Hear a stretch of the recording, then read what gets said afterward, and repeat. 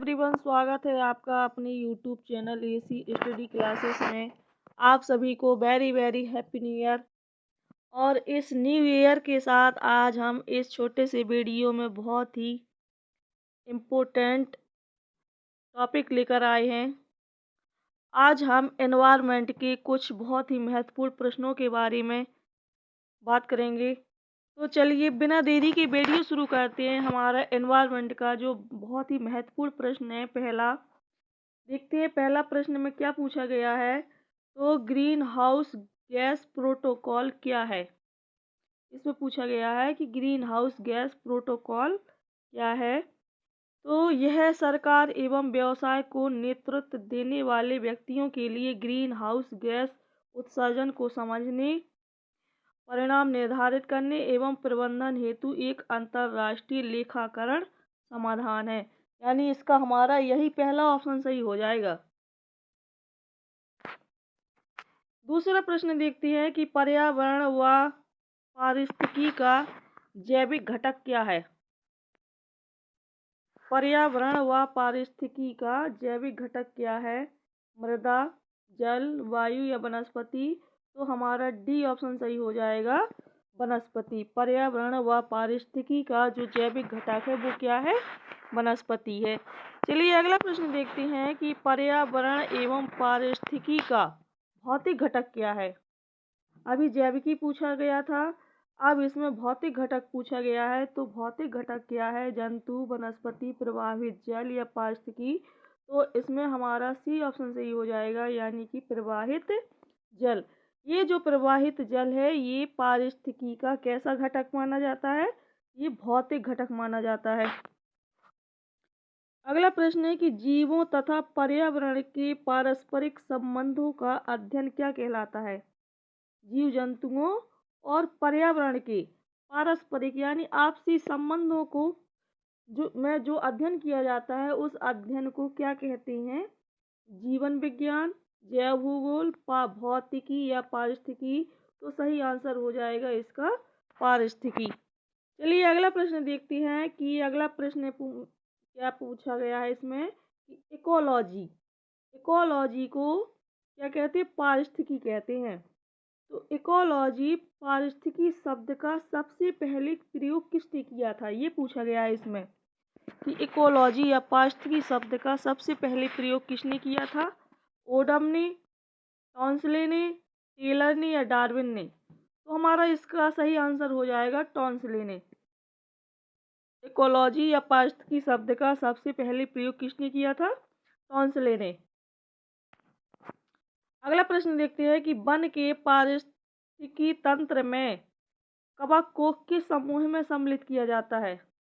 One के पारिस्थितिकी तंत्र में कवक को किस समूह में सम्मिलित किया जाता है, बताना है इसमें। उत्पादक, उपभोक्ता, द्वितीय उपभोक्ता या अपघटनकर्ता। तो किसको पूछा गया है, वन के कवक को पूछा गया है। तो कवक क्या है, अपघटनकर्ता। हमारा डी ऑप्शन सही हो जाएगा। अगला प्रश्न देखते हैं कि जलवायु परिवर्तन से सर्वाधिक प्रभावित होने वाले देशों की सहायतार्थ किसे बनाया गया। जलवायु परिवर्तन से सबसे अधिक प्रभावित होने वाला जो देश है उन देशों की सहायता के लिए किसे बनाया गया, क्या बनाया गया उन देशों की सहायता के लिए, वो देखना है। Green climate fund, climate relief fund, green bank या वर्ल्ड ग्रीन फंड। तो सही आंसर क्या हो जाएगा इसमें, ग्रीन क्लाइमेट फंड को बनाया गया है। किसके लिए, जो देश जलवायु परिवर्तन से सबसे अधिक प्रभावित होते हैं उन देशों की सहायता के लिए किसको बनाया गया, ग्रीन क्लाइमेट फंड को। अगला प्रश्न देखते हैं कि वनों को नष्ट करने का कुप्रभाव क्या पड़ता है।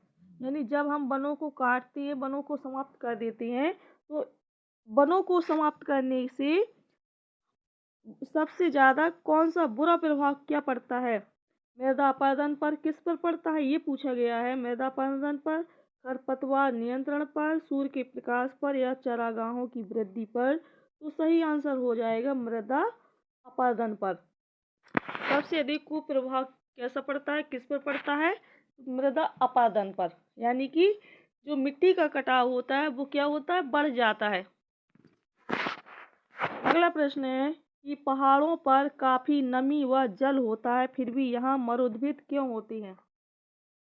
पहाड़ों पर काफी नमी व जल होता है फिर भी यहाँ पर मरुद्भिद क्यों होती है, ये पूछा गया है। तो पहला ऑप्शन क्या कहता है कि पहाड़ों पर जल बर्फ में बदल जाता है, या फिर ढलानों के कारण पानी बह जाता है और पौधों के द्वारा उपयोग में नहीं लाया जाता। पहाड़ों की चट्टानें जल अवशोषित नहीं कर पाती, या उपर्युक्त में से कोई नहीं। तो हमारा इसमें बी ऑप्शन सही हो जाएगा कि पहाड़ों पर जब काफी नमी व जल होता है फिर भी यहाँ मरुद्भिद क्यों होते हैं, क्योंकि ढलानों के कारण पानी बह जाता है और पौधों के द्वारा वह उपयोग में नहीं लाया जाता। अगला प्रश्न हमारा है कि प्राकृतिक पारिस्थितिकी तंत्र का उदाहरण क्या है। प्राकृतिक पूछा गया है, पारिस्थितिकी तंत्र का उदाहरण क्या है। खेत, बांध, झील या पार्क। तो क्या है इसमें सही आंसर, झील। अगला प्रश्न है कि कृत्रिम पारिस्थितिकी तंत्र का उदाहरण क्या है। अभी प्राकृतिक पूछा गया था, अब कृत्रिम पूछा गया है कि कृत्रिम पारिस्थितिकी तंत्र का उदाहरण क्या है इनमें से। प्रवाल भित्ति, वेटलैंड, खेत या नदी। तो जो खेत हैं ये कैसे है, कृत्रिम, जबकि प्रवाल भित्ति, वेटलैंड और नदी ये तीनों क्या है, प्राकृतिक तंत्र हैं। अगला प्रश्न है कि लवणीय जल पारिस्थितिकी तंत्र का उदाहरण क्या है। लवणीय जल पारिस्थितिकी तंत्र का उदाहरण क्या है, नदी, प्रवाल भित्ति, बांध या तालाब। तो लवणीय जल पारिस्थितिकी तंत्र का उदाहरण क्या है, प्रवाल भित्ति। क्या है हमारा सी बी ऑप्शन सही हो जाएगा। क्या सही आएगा इसमें, प्रवाल भित्ति। अगला प्रश्न देख लेते हैं कि स्वच्छ जल पारिस्थितिकी तंत्र का उदाहरण क्या है। स्वच्छ जल पारिस्थितिकी तंत्र का उदाहरण क्या है, समुद्र तट, खाड़ी, एस्चुरी या तालाब। तो इसमें सही आंसर क्या हो जाएगा, तालाब। स्वच्छ जल पारिस्थितिकी तंत्र का उदाहरण क्या है, तालाब। अगला प्रश्न है पारिस्थितिकी तंत्र के जैविक और अजैविक घटकों को कौन जोड़ता है। पारिस्थितिकी तंत्र के जैविक और अजैविक घटकों को कौन जोड़ती हैं। उत्पादक, कार्बनिक पदार्थ, अकार्बनिक पदार्थ या उपभोक्ता। तो हमारा सही आंसर हो जाएगा अकार्बनिक पदार्थ। अगला प्रश्न है कि मृदा अपरदन को किससे बचाया जा सकता है। मृदा अपरदन को किसके द्वारा बचाया जा सकता है, यानी कि किसके द्वारा मिट्टी का कटाव रोका जा सकता है, मृदा अपरदन को बचाया जा सकता है। तो पहला ऑप्शन है कि पशुओं को अत्यधिक चरा करके, वनस्पति के कटाव के द्वारा, वन रोपण द्वारा या पक्षियों की जनसंख्या बढ़ा करके। तो हमारा सी ऑप्शन सही हो जाएगा इसमें, वन रोपण द्वारा। मृदा अपरदन को किससे बचाया जा सकता है, वन रोपण द्वारा, यानी अधिक से अधिक मात्रा में पेड़ पौधे लगा करके हम मृदा अपरदन को रोक सकते हैं। अगला प्रश्न है कि एक पारिस्थितिकी तंत्र में उत्पादकों एवं उपभोक्ताओं की संख्या को कौन निश्चित करता है। एक पारिस्थितिकी तंत्र में उत्पादक और उपभोक्ताओं की संख्या को कौन निश्चित करता है। जलवायु संबंधी कारक, धरातली कारक, जैविक कारक या मृदा कारक। तो इसका सही आंसर क्या हो जाएगा, उत्पादक और उपभोक्ताओं की संख्या को कौन निश्चित करता है। तो ये करता है जलवायु संबंधी कारक। अगला प्रश्न है कि पारिस्थितिकी तंत्र के पादपों व प्राणियों के पारस्परिक संबंधों का आधार क्या है। पारिस्थितिकी तंत्र के पादपों और प्राणियों, पादप माने होता है पेड़ पौधे, और प्राणियों के पारस्परिक जो आपस का जो संबंध है, इसका आधार क्या है। उत्पादक, पोषण संबंध, ऊर्जा प्रवाह या अपघटक। तो सही आंसर हो जाएगा पोषण संबंध। अगला प्रश्न देखते हैं कि प्रकाशीय ऊर्जा को रासायनिक ऊर्जा में कौन बदलते हैं। प्रकाशीय ऊर्जा को रासायनिक ऊर्जा में कौन बदलते हैं। सूक्ष्म जीवाणु, अपघटक या द्वितीयक, उपभोक्ता या हरे पादप। तो प्रकाशीय ऊर्जा को रासायनिक ऊर्जा में हरे पादप, हरे पेड़ पौधे बदलते हैं। हमारा डी ऑप्शन सही हो जाएगा इसमें। अगला प्रश्न देखते हैं कि पारिस्थितिकी तंत्र के स्वपोषी घटक कौन होते हैं। पारिस्थितिकी तंत्र के स्वपोषी यानी जो अपना भोजन स्वयं बना लेते हैं उसे हम क्या कहते हैं, स्वपोषी कहते हैं। तो स्वपोषी घटक इसमें कौन कौन से होते हैं, सूक्ष्म जीवाणु, परभक्षी, पादप या मृतोपजीवी। तो हमारा सी ऑप्शन सही हो जाएगा, यानी कि जो पादप पेड़ पौधे होते हैं वो अपना भोजन स्वयं बना लेते हैं, इसलिए वो कैसे होते हैं, स्वपोषी होते हैं। अगला प्रश्न देखते हैं, हरे पौधों को पारिस्थितिकी में क्या कहते हैं। हरे पौधों को पारिस्थितिकी में क्या कहते हैं, संप्रेषक, उत्पादक, उपभोक्ता या परावर्तक। तो हरे पौधों को पारिस्थितिकी में उत्पादक कहते हैं। क्या कहते हैं, उत्पादक। अगला प्रश्न है कि विश्व का सर्वाधिक प्रसिद्ध कीटनाशक कौन सा है। विश्व का सर्वाधिक प्रसिद्ध कीटनाशक कौन सा है, DDT, BHC, फ्लेट या बेगोन। तो सही आंसर क्या हो जाएगा, सबसे अधिक जो कीटनाशक है वो है DDT। अगला प्रश्न है, मरुस्थली भवन किससे होता है, ये पूछा गया है इसमें। मरुस्थली भवन किससे होता है, वनों को उखाड़ने के कारण, जल की वजह से होने वाले मृदा अपरदन के कारण, या वायु की वजह से होने वाले मृदा अपरदन के कारण, या बहुत उच्च तापमान एवं कम वर्षा के कारण। तो मरुस्थली भवन किससे होता है, बहुत उच्च तापमान एवं कम वर्षा के कारण होता है। हमारा डी ऑप्शन सही हो जाएगा। अगला प्रश्न देखते हैं कि शाकाहारी प्राणी क्या कहलाते हैं। जो शाकाहारी प्राणी होते हैं वो क्या कहलाते हैं, उत्पादक कहलाते हैं, प्राथमिक उपभोक्ता, द्वितीय उपभोक्ता या तृतीयक उपभोक्ता। तो शाकाहारी प्राणी प्राथमिक उपभोक्ता कहलाते हैं। अगला प्रश्न है कि कुत्ता किस वर्ग में आता है। कुत्ता होता है वो किस वर्ग में आएगा, प्राथमिक उपभोक्ता, द्वितीय उपभोक्ता, तृतीयक या फिर उत्पादक। तो कुत्ता जो है वो द्वितीयक उपभोक्ता वर्ग में आता है। अगला प्रश्न देखते हैं, सर्वाहारी जंतु किस वर्ग में आते हैं। जो सब कुछ खाते हैं वो जंतु किस वर्ग में आते हैं बताना है, उत्पादक, प्राथमिक उपभोक्ता, द्वितीय उपभोक्ता या तृतीयक। तो ये द्वितीयक उपभोक्ता में आते हैं। अगला प्रश्न है, तृतीयक उपभोक्ता कौन होते हैं। तृतीयक हाथी, गैंडा, शुतुरमुर्ग या बाज। जो तृतीय उपभोक्ता है वो कौन होते हैं, तो ये बाज होती हैं। अगला प्रश्न है कि शेर किस वर्ग में सम्मिलित है। शेर किस वर्ग में सम्मिलित है, सर्वाहारी में, उत्पादक, द्वितीय उपभोक्ता या तृतीयक उपभोक्ता। तो जो शेर है वो तृतीयक उपभोक्ता में सम्मिलित है। अगला प्रश्न देखते हैं कि गिद्ध किस वर्ग में आता है, ये पूछा गया है। गिद्ध किस वर्ग में आता है, प्राथमिक उपभोक्ता, परजीवी, द्वितीय उपभोक्ता या तृतीयक। तो गिद्ध ये तृतीयक उपभोक्ता में आता है। अगला प्रश्न देखते हैं कि प्रकृति का सफाई कर्मी किसे कहा जाता है। प्रकृति का सफाई कर्मी बहुत एग्जाम में पूछा जाता है, किसे कहा जाता है, केंचुआ को, गिद्ध को, शुतुरमुर्ग को या बाज को। तो प्रकृति का सफाई कर्मी गिद्ध को कहा जाता है, यानी हमारा बी ऑप्शन सही हो जाएगा। चलिए अगला प्रश्न देखते हैं कि सममार्जक उपभोक्ता की श्रेणी में कौन सम्मिलित है। कौन सममार्जक पूछा गया है, उपभोक्ता की श्रेणी में कौन सम्मिलित है, दीमक, मेढक, छिपकली या सांप। तो सममार्जक उपभोक्ता की श्रेणी में कौन सम्मिलित है, तो ये है दीमक।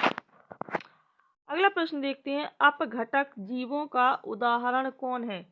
अपघटक जीवों का उदाहरण है शैवाल, प्लांकटन, कवक या मेढक। तो अपघटक जीवों का उदाहरण कौन है, तो ये है कवक। अगला प्रश्न देखते हैं कि बैक्टीरिया किस श्रेणी में सम्मिलित हैं। बैक्टीरिया है वो किस श्रेणी में सम्मिलित हैं, उत्पादक, अपघटक, प्राथमिक उपभोक्ता या द्वितीय उपभोक्ता। तो ये बैक्टीरिया अपघटक में सम्मिलित हैं, किसमें, अपघटक श्रेणी में। अगला प्रश्न है कि जैव भार में कौन सम्मिलित है। जैव भार में उत्पादक, उपभोक्ता, अपघटक, ये समस्त जीव। तो जैव भार के अंतर्गत कौन आता है? समस्त जीव जैव भार में आते हैं। हमारा डी ऑप्शन सही हो जाएगा। अगला प्रश्न देखते हैं कि पारिस्थितिकी तंत्र में ऊर्जा का प्रमुख स्रोत क्या है। ऊर्जा का प्रमुख स्रोत क्या है पूछा गया है। भूताप, सूर्य, ग्रीन हाउस गैस है या चंद्रमा। तो ऊर्जा का प्रमुख स्रोत इसमें क्या है? सूर्य है। अगला प्रश्न है कि पारिस्थितिकी तंत्र में ऊर्जा का कौन होता है। पारिस्थितिकी तंत्र में ऊर्जा का कौन होता है? रूपांतरण, निर्माण, स्थिरीकरण या विनाश। तो ऊर्जा का रूपांतरण होता है। अगला प्रश्न देखते हैं कि पारिस्थितिकी तंत्र में ऊर्जा का ह्रास किससे होता है, ये बताना है। ऊर्जा का ह्रास स्थिरीकरण से, प्रदूषण से, रूपांतरण से या नवीनीकरण से। ये होता है रूपांतरण से। अगला प्रश्न देखते हैं कि हरे पौधे सूर्य प्रकाश को, हरे पौधे जो होते हैं, हरे पौधे सूर्य के प्रकाश को किस में बदलते हैं? यांत्रिक ऊर्जा, रासायनिक ऊर्जा, भौतिक या विद्युत। तो हरे पौधे सूर्य के प्रकाश को रासायनिक ऊर्जा में बदल देते हैं। अगला प्रश्न देखते हैं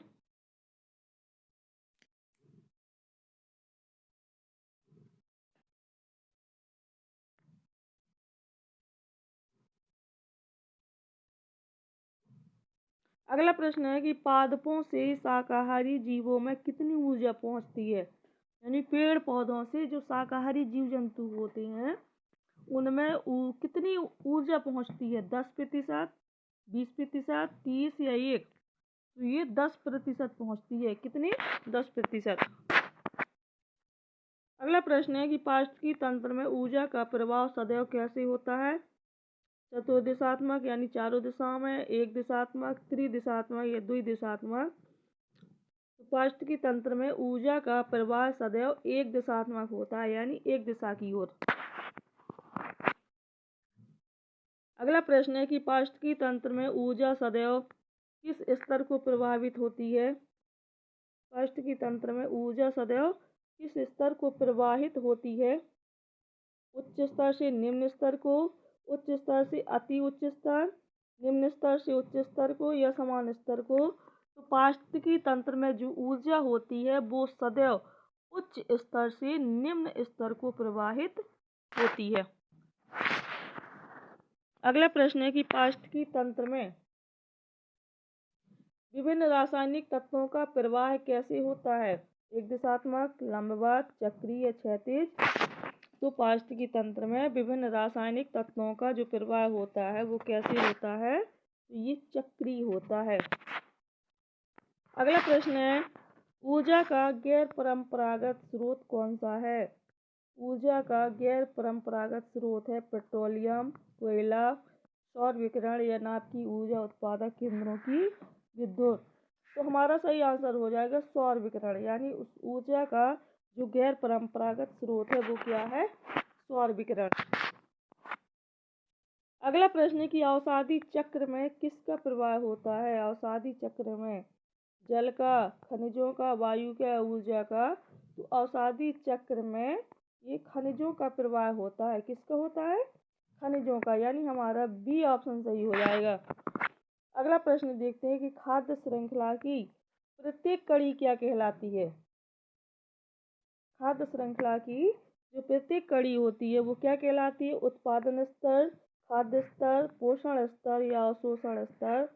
तो खाद्य श्रृंखला की प्रत्येक कड़ी पोषण स्तर कहलाती है। क्या कहलाती है? पोषण स्तर। अगला प्रश्न है कि हरे पादप भोजन श्रृंखला के किस स्थान पर होते हैं। जो हरे पादप होते हैं ये भोजन श्रृंखला के किस स्थान पर होते हैं? प्रारंभ में, मध्य में, अंतिम या सर्वत्र। तो ये प्रारंभ में होते हैं। हरे पादप भोजन श्रृंखला के प्रारंभिक स्थान पर होते हैं। अगला प्रश्न है कि जीवों के मध्य भोजन प्राप्त करने के निश्चित पोषण क्रम को क्या कहते हैं। जीवों के मध्य भोजन प्राप्त करने के निश्चित पोषण क्रम को, जो हमारा क्रम चलता है उसे क्या कहते हैं? खाद्य क्रम, खाद्य श्रृंखला, खाद्य जाल या खाद्य वृक्ष। तो ये खाद्य श्रृंखला कहती है। क्या कहती है? खाद्य श्रृंखला। अगला प्रश्न है कि जीवों में ऊर्जा का स्थानांतरण किसके द्वारा होता है? जीवों में ऊर्जा का जो स्थानांतरण होता है वो किसके द्वारा होता है? जल चक्र से, औषधि चक्र, खाद्य श्रृंखला या जंतु श्रृंखला से? ये होता है खाद्य श्रृंखला से। जीवों में ऊर्जा का स्थानांतरण खाद्य श्रृंखला से होता है। अगला प्रश्न है कि एकाधिक खाद्य श्रृंखला के किसी स्तर पर मिलने से क्या बनता है? खाद्य श्रृंखला के किसी स्तर पर मिलने से क्या बनता है? खाद्य चक्र, खाद्य जाल, खाद्य संगम या खाद्य वृक्ष। ये बनता है खाद्य जाल। अगला प्रश्न है कि खाद्य श्रृंखला के अंतिम सिरे पर कौन होते हैं?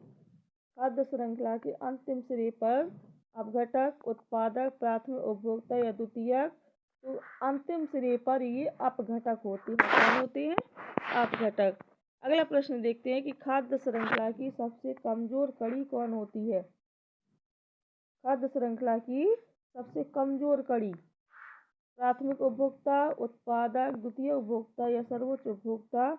तो खाद्य श्रृंखला की जो सबसे कमजोर कड़ी है वो होती है कौन सी? सर्वोच्च उपभोक्ता। अगला प्रश्न है, अब ये पर्यावरण और पारिस्थितिकी से पूछा गया है कि ओरण किसे कहते हैं? ओरण किसे कहते हैं? पवित्र पादप को, पवित्र जंतु या पवित्र पर्वत या पवित्र वन को? ओरण पवित्र वन को ओरण कहते हैं। किसको कहते हैं? पवित्र वन को। अगला प्रश्न है कि क्षारीय मिट्टी में उगने वाले पौधे क्या कहलाते हैं? क्षारीय मिट्टी में जो पेड़ पौधे उगाते हैं उन्हें क्या कहते हैं? जीरोफाइट, मीजोफाइट, हाइड्रोफाइट या फिर हेलोफाइट। तो हमारा सही आंसर क्या हो जाएगा? यही हेलोफाइट सही हो जाएगा। अगला प्रश्न देखते हैं कि विश्व जैव विविधता संरक्षण से कौन संबंधित है? विश्व जैव विविधता संरक्षण से कौन संबंधित है? Nagoya protocol, Tokyo protocol, Geneva protocol या फिर सिंगापुर प्रोटोकॉल। तो सही आंसर क्या हो जाएगा? Nagoya protocol. अगला प्रश्न है कि जैव विविधता संरक्षण के लिए संयुक्त राष्ट्र संघ ने कितने प्रतिशत भूमि का लक्ष्य रखा है? ये रखा है 17%। जैव विविधता संरक्षण के लिए संयुक्त राष्ट्र संघ ने 17% भूमि का लक्ष्य रखा हुआ है, यानी हमारा बी ऑप्शन सही हो जाएगा। अगला प्रश्न देखते हैं कि भारत की संकटग्रस्त पादप जाति में कौन सम्मिलित है? जो संकटग्रस्त जो पेड़ पौधे की जो जाति है इसमें कौन कौन सम्मिलित होता है? आम, शीशम, सागौन या चंदन। तो सही आंसर हो जाएगा डी ऑप्शन यानी चंदन। अगला प्रश्न है कि पश्चिमी घाट के सघन सदाबहार वनों को क्या कहते हैं? पश्चिमी घाट के सघन सदाबहार वनों को अरण्यक, शोला, टेका या सेल्वा। ये शोला कहते हैं। क्या कहते हैं? शोला। अगला प्रश्न है कि भारत में वनस्पति एवं जंतुओं की सबसे अधिक विविधता कहाँ पाई जाती है? वनस्पति एवं जंतुओं की सबसे अधिक विविधता पूर्वी घाट, अरावली, पश्चिमी हिमालय, पश्चिमी घाट में। तो सबसे अधिक जंतुओं की जो विविधता पाई जाती है वो पश्चिमी घाट में पाई जाती है। अगला प्रश्न देखते हैं कि जल प्रदूषण किससे उत्पन्न होता है? लवणों की वृद्धि के द्वारा, औद्योगिक निष्कर्षों द्वारा, जलीय जंतुओं के शरीर के नष्ट होने के द्वारा या वर्षा द्वारा। ये हमारा बी ऑप्शन सही हो जाएगा। अगला प्रश्न है कि काजीरंगा नेशनल पार्क कहाँ स्थित है? काजीरंगा नेशनल पार्क है ये कहाँ पर स्थित है? उत्तराखंड में, असम में, अरुणाचल प्रदेश या नागालैंड। तो काजीरंगा जो नेशनल पार्क है ये कहाँ पर है? असम में है। अगला प्रश्न है कि विश्व जलवायु परिवर्तन के लिए सर्वाधिक उत्तरदायी कौन है? जलवायु परिवर्तन के लिए सबसे अधिक उत्तरदायी है ग्रीन हाउस गैसों की वृद्धि। अगला प्रश्न देखते हैं कि वायुमंडलीय प्रदूषक गैस कौन सी है? Sulphur dioxide. कौन सी है? Sulphur dioxide. अगला प्रश्न देखते हैं कि ग्रीन हाउस गैसों में सबसे अधिक योगदान किसका है? सबसे अधिक योगदान किसने दिया है? CFSC ने, कार्बन डाइऑक्साइड, नाइट्रस ऑक्साइड या मीथेन? तो ग्रीन हाउस गैसों में सबसे अधिक जो योगदान दिया है वो है कार्बन डाइऑक्साइड ने। अगला प्रश्न है कि कार्बन डाइऑक्साइड के उत्सर्जन का प्रमुख स्रोत क्या है? उत्सर्जन का प्रमुख स्रोत पूछा गया है, क्या है? तो ये सही आंसर हो जाएगा जीवाश्म ईंधन दहन। अगला है ग्रीन हाउस गैसों में सबसे अल्पजीवी क्या है? ग्रीन हाउस गैसों में सबसे अल्पजीवी क्या है? CFSC, कार्बन डाइऑक्साइड, मीथेन या नाइट्रस ऑक्साइड? इसका सही आंसर हो जाएगा मीथेन। अगला प्रश्न है कि ग्रीन हाउस गैसों में सर्वाधिक जीवन काल किसका है? ग्रीन हाउस गैसों में सबसे अधिक जीवन काल किसका है? कार्बन डाइऑक्साइड का, नाइट्रस ऑक्साइड, मीथेन, CFSC? तो सही आंसर हो जाएगा नाइट्रस ऑक्साइड। यानी ग्रीन हाउस गैसों में सबसे अधिक जो जीवन काल है वो किसका होता है? ये होता है नाइट्रस ऑक्साइड का। तो गाइस, ये तो था एनवायरनमेंट का बहुत ही महत्वपूर्ण टॉपिक। तो अगर आपको हमारा ये वीडियो पसंद आया हो तो लाइक कीजिए, शेयर कीजिए और चैनल को सब्सक्राइब ज़रूर कीजिए। Thank you so much.